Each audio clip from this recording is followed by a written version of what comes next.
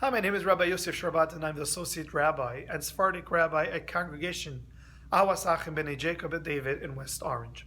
This week we're going to be reading from Parshat Va'era. And in Parshat Va'era, Moshe gives the great news to the Jewish people that they are going to be freed, and soon enough they're going to leave their servitude and hard work of Egypt and to be brought to the promised land of Israel.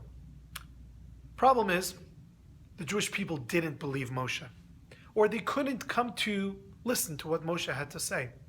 And the pasuk, the verse tells us, the reason for this was because they had kotzer ruach u'me'avodah kasha, a shortness of breath and also difficult work.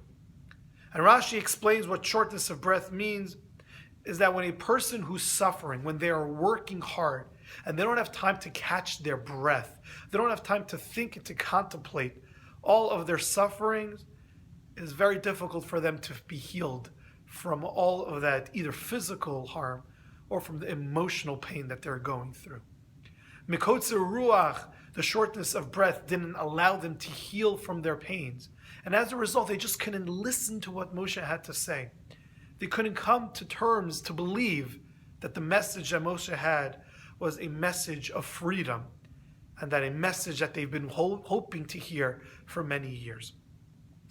But if that's the case, then perhaps the pasuk should have been written a little differently.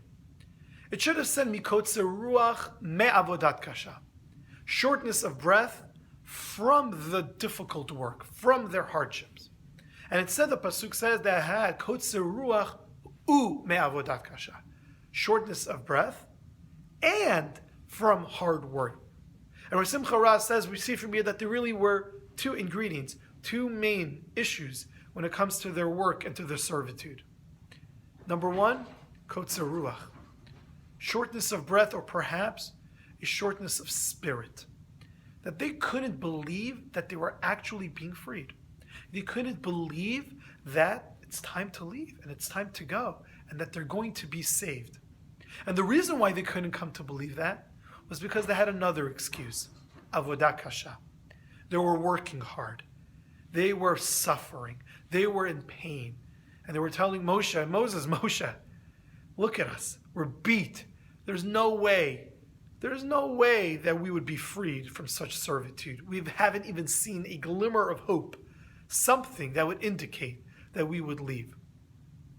And perhaps the concept and the idea is that oftentimes when we are working so hard in our jobs, when we're so busy with our family, when we're busy with the craziness of life, we use that as an excuse as to why we can't be involved in Jewish life, in the community, why we can't be involved in any classes that the community and the synagogue might offer, to join community-wide initiatives, because we're busy people. But perhaps it's not because we're busy. Perhaps we might be able to find some time for that. But we use the excuse because we have kotzer ruach, a shortness of spirit.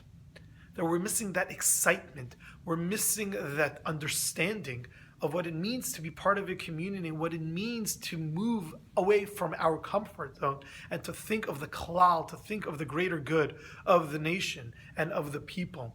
To find ways to join in the synagogue life, committees, classes, minyanim and tefillah, all of that can't be, we don't join because of an excuse of avodah kasha, but rather we find ways to move away from the kotzer ruach, and we no longer use avodah kasha as an excuse for why we're not involved in our communities.